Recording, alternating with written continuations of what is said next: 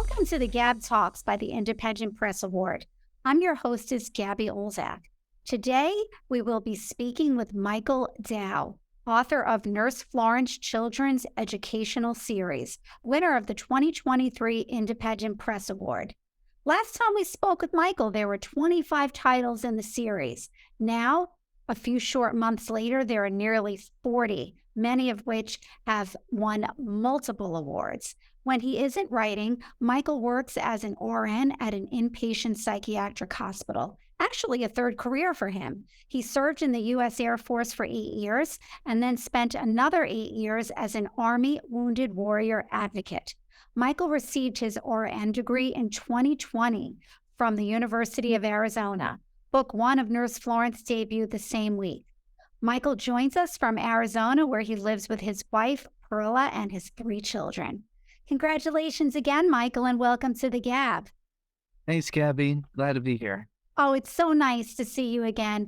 Nurse Florence has made such a positive impact, and I'm sure you'll agree that the feedback on all of the books has been tremendous. Yeah, we're very happy. We're getting feedback that parents are reading the books with their kids, and even the parents are coming away. Oh, cool! I didn't know that. You know, those kind of feelings with every book. So this is like a family movement that's going on. That the whole family's getting educated. It's so true. It's so well said. The topics you cover are very serious, but yet the presentation is so approachable. And as you mentioned, Michael, kids and adults grasp the concepts.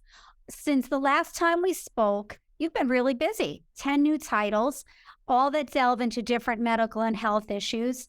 What's your goal when you publish the Nurse Florence books? Well, it's really to increase people's health literacy levels, but the real main purpose is to educate my kids. This series was born out of COVID, and I saw how bad online education could be, and I was very worried about my kids' education, especially their science education. So that's why I thought, well, what if I wrote a science book and I kind of made my kids read it because I wrote it. So it's working. My kids are part of my editorial review board, and they give me the thumbs up with every book, and it's a great family thing we got going on.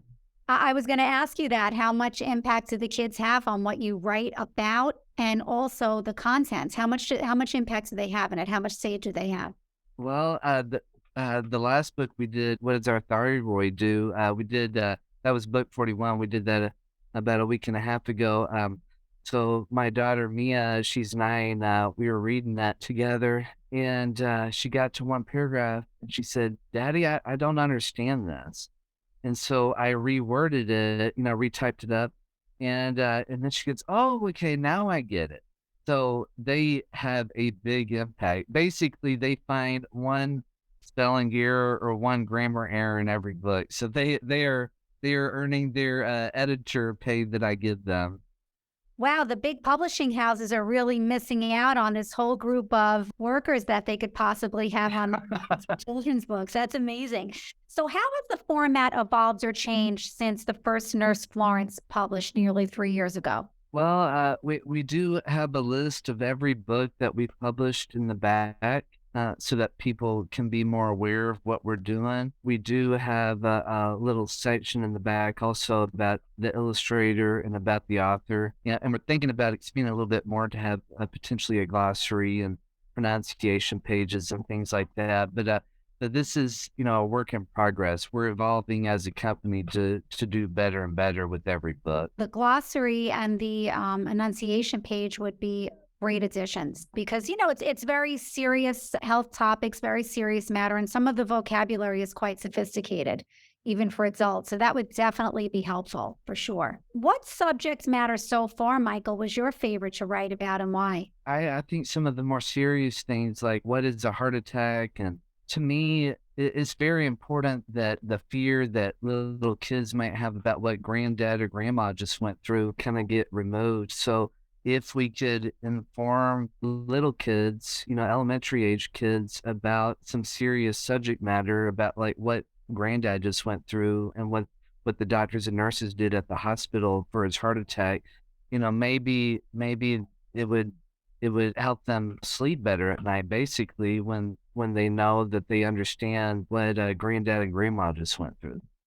So, is that part of the process, how you decide what topics to write about? Not really. I have a master disease list, so we're just kind of knocking them out as we go along. Plan is to get to about 500 books in the series that we hope to reach that goal in the next 3.5 years. We'll see if I can do that.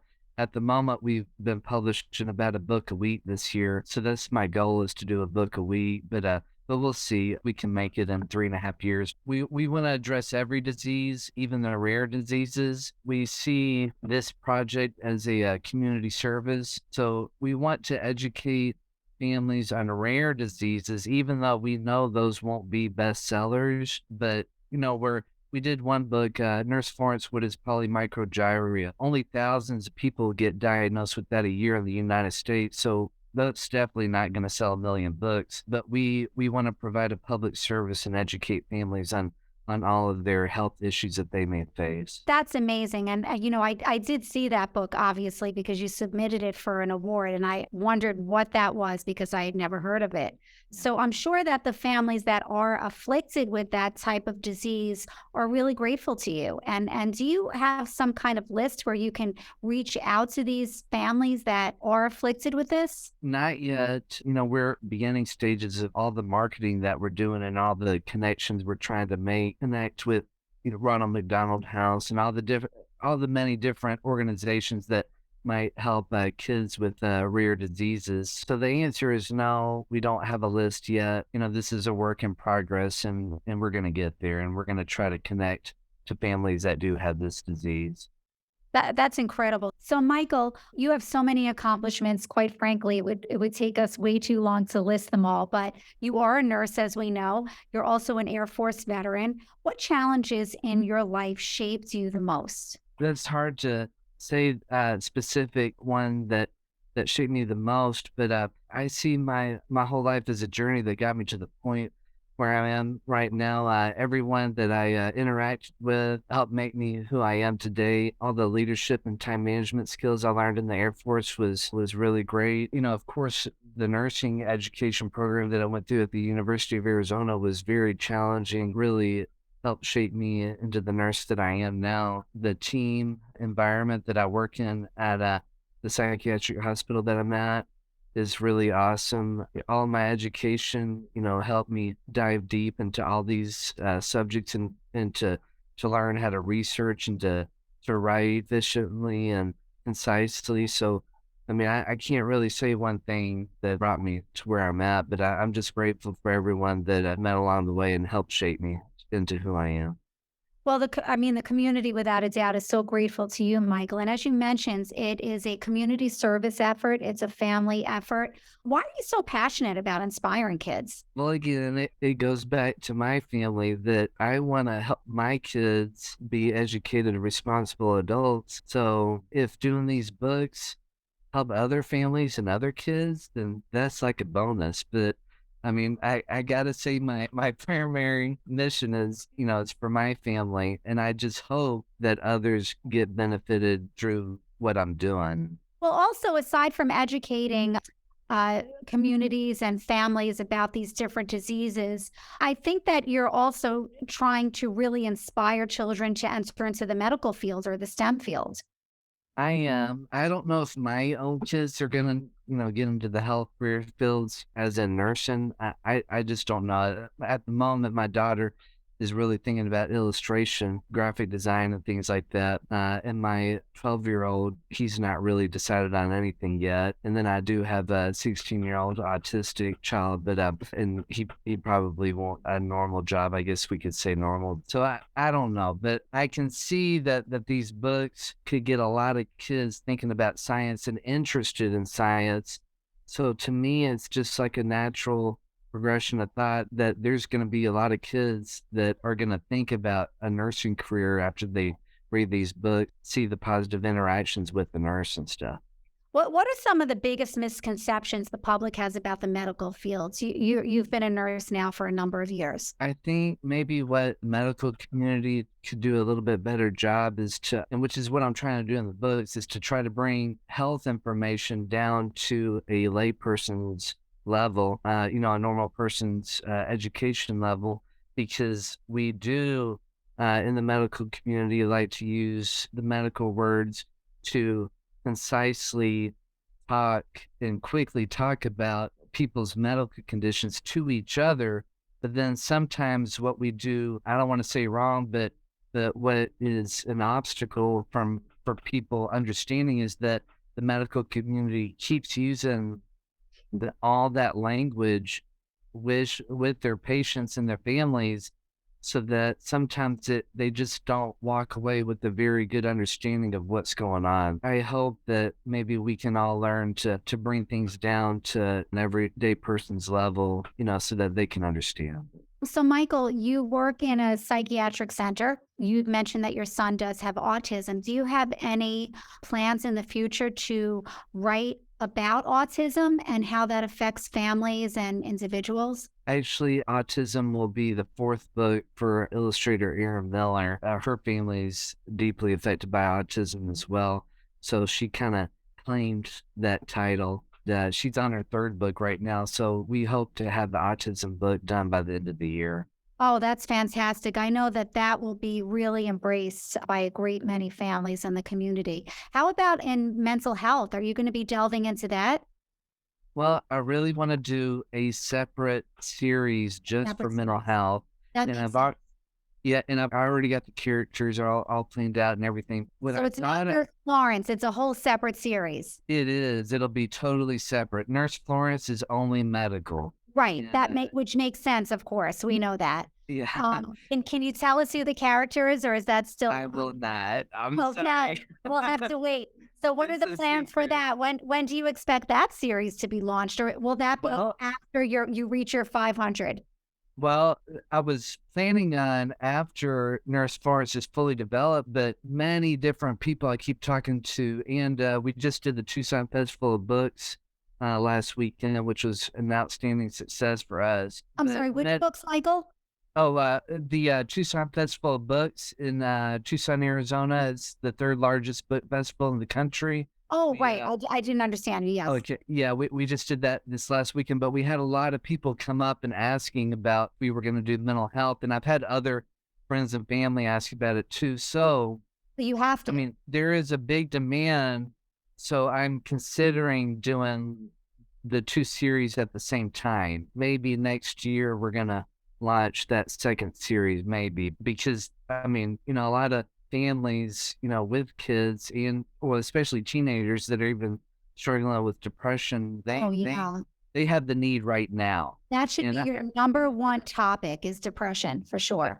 that will probably be the first one in that Yeah. series. Yes, you're Well, right. I would agree. There's so many things in this world that can make us sad and depressed. Of course, some people they don't have good coping skills to deal with those sad feelings. So, Right. but yes, there's a big need out there. So I might be kind of pushed a little bit into starting this series before I wanted to. We'll see. We'll see how things go this year. Well, we'll look forward to. So, Michael, you self-published all your books. You made the decision to do that. What's the biggest challenge with that process? I don't really see many challenges. That Great. there's a couple frustrations. Like Okay. the format that I've chosen for the book covers, they have to be square images. So if an illustrator gives me the cover image is not a square, then I don't platform I use Lulu.com doesn't have a lot of capability to crop it how I want to crop it. So Mhm. that's a frustration. But so I mean I've told all my illustrators send me only a square image for your cover, otherwise it'll get cropped. Okay, so you're So streamlining that process. yes. So That's I'm working within my limitations, but I'm very happy with how simple Lulu has made the publishing process. That I don't really see many challenges. that's wonderful. So Uh, so on that note, you've published 41 books in 3 years.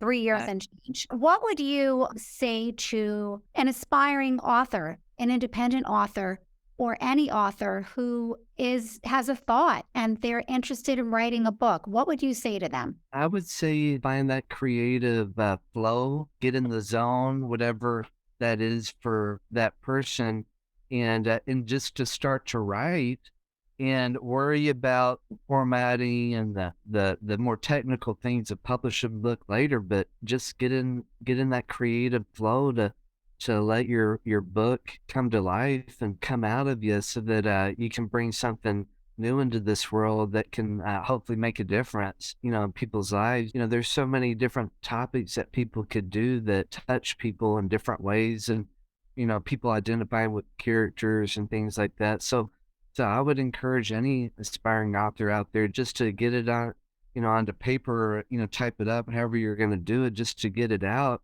And then you can contact, there's different independent publishing houses out there. There's the Independent Book Publishers Association, and they can connect an author to an independent press to deal with the more technical things. But I mean, I understand not many people are going to do what I've done. We're already a small independent press with how many books we're publishing a year. Sure. We're converting into coloring books and to all kinds of other things. So I know what I've done is not like everybody's not going to be able to do, but I think most everybody has, maybe they could write poetry or write short stories or, things like that. And for me, it's just a great coping skill to write, and it really makes me at peace when I do it.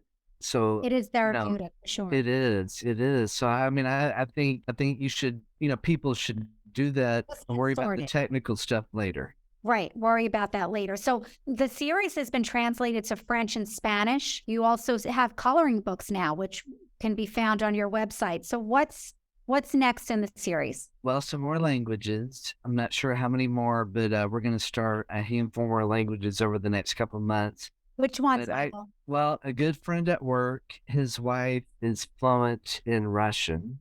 Wow. So we're going to do that. One of my supervisors at work, I'm trying to recruit her. She's a native German. I'm trying to get her to do the German translations. We got a And friend. everyone working, Michael. I know.